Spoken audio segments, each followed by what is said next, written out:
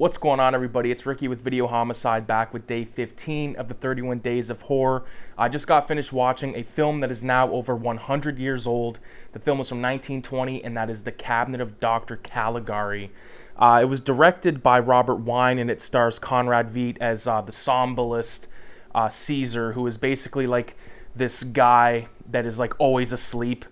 And before I get too ahead of myself, I will say this. We watched this movie in film school.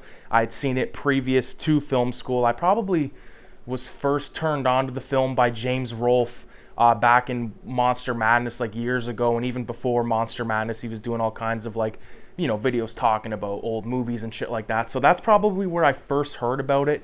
Either that or like one of those like cheap, super thin DVDs you might get at Walmart back in the day. But nonetheless, the movie is pretty good, holds up pretty good, from 1920. It's a German expressionist film along movies like Nosferatu, which share similar, atmospheric things, i.e., shadows painted on the wall. No walls are really like straight, like 90-degree angles. They're like fucking everything but, basically. And it looks really cool. And it's haunting, almost like, the movie, it's not that scary, or it's not scary in today's standards, but I could see it being very nightmarish to a 1920s audience, especially, just even like the sound. Like, I know that these silent films, like a lot of times the soundtracks or the scores get lost in time, so you never really know if you're listening to the proper one, but the one I listened to was fine. It was almost jazzy in a way. It was kind of jazzy. I don't think it was the original score, but you gotta kind of take what you get when it comes to these movies on, like, say, YouTube, or like I said, in these cheap 50 movie packs. But basically, the movie is all about this traveling carnival that's going around, and there's this guy, Dr. Caligari, and he has this somnambulist, which, the guy that sleeps all the time, but he's able to rise him from his sleeping state and use him to, perform at these like little fairs and stuff, little bazaars or fairs, whatever you want to call it. And they use him, or Caligari uses him as a way to be like, you can ask him any secret and he'll tell you. So past, future, all that shit. And our main guy, Francis, we're introduced earlier on in the film. He's this guy who's got a buddy, and they're both after the same chick. And there's a funny line of dialogue, or line of script rather, because it's a silent film, where it's like, we both love her, but no matter who gets her, we'll remain friends. And they're both like, yeah, like, that's right. And, of course, Francis's buddy is whacked off because he asked the somnambulist, how long do I have to live? And the Caesar is like, you have until the break of dawn. So that night, he's killed, he's stabbed to death, and, Francis is all pissed off, and he kind of like thinks that it's Caesar right from the get-go, so he's going to the cops. And then just as he's going to the cops, like, this other guy tries to murder this old lady, and they think that he's the killer of the previous two because a couple people are getting killed throughout the town. But of course the guy had nothing to do with it. He did try to kill the old lady. He's like, I did try to kill the old lady, but I didn't kill the other two. And it's like, how fucking like outrageous is that to say? Yeah, I tried to kill the old woman. It's so matter-of-factly, like, in these days. But Francis is just trying to figure out what the fuck happened to his buddy.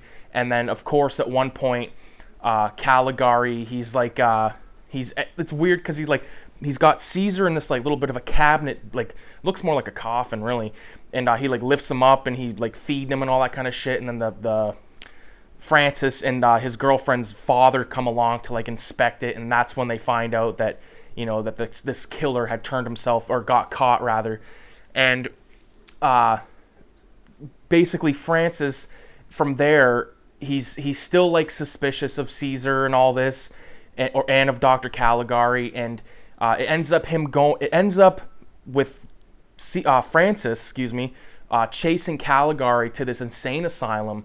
And then that's where he finds out that Caligari is actually like the director of this insane asylum. And Francis, along with a couple of other doctors, they ransack Caligari's room, and they find these old books. Like, basically the Cabinet of Dr. Caligari is like a book within this film.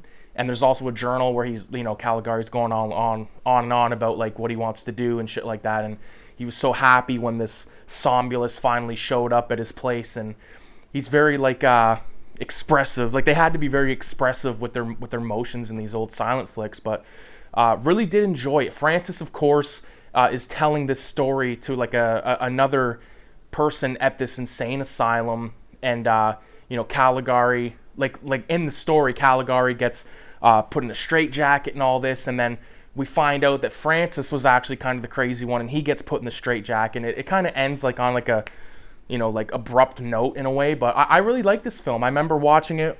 The last time was probably for school, which would have been about 2017, 2018.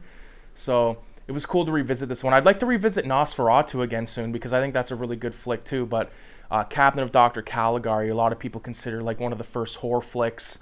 And, it's over 100 years old, so that's pretty exciting. And, there's not much to say about this flick other than the atmosphere is so fucking cool to look at. And even like Caesar, like the way that he walks like along the walls, like he's got like his arm up, it's almost like he's trying to be a part of the wall or like be a shadow. It's hard to describe, but I really had a lot of fun with this one. It's been a while since I've seen it, so like I said, leave a 666 in the comments. And with that being said, adios.